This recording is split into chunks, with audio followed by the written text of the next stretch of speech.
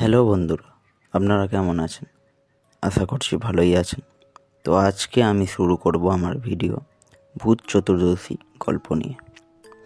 তাহলে চলুন গল্প শুরু করা যাক।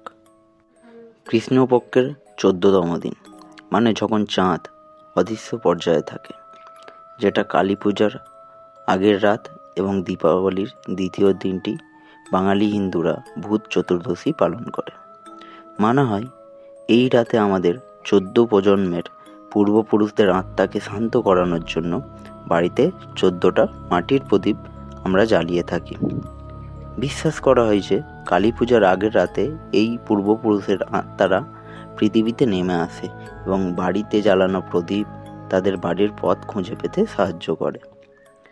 আবার কিছু মানুষের বিশ্বাস হলো মা চামুণ্ডা কালী সহ মায়ের আরও 14টির ভৌতিক রূপ বাড়ির অশুভ আত্মাকে তাড়িয়ে দেয়, কারণ বাড়ির বিভিন্ন প্রবেশদ্বার এবং অন্ধকারে 14টি মাটির প্রদীপ জ্বালানো থাকে। ভূত চতুর্দশীতে 14 ধরনের শাকও খাওয়া হয়, যাতে অশুভ আত্মাদের প্রভাব না পড়ে। এবার আমরা এমন একটি আত্মা সম্পর্কে আলোচনা করব যার নাম অনেকেই শোনেননি, আবার শুনলেও তার ব্যাপারে বেশি কিছু জানেন না। আমি আর অন্য কোনো আত্মা নই, আমি নিশির ব্যাপারে বলছি।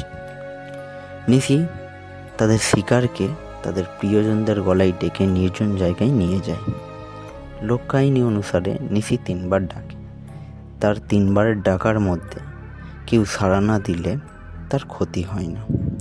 মানা হয় কিছু তান্ত্রিক অন্যদের ক্ষতি করবার জন্যে নিশিকে পুষে রাখে তার মন্ত্র শক্তি দ্বারা।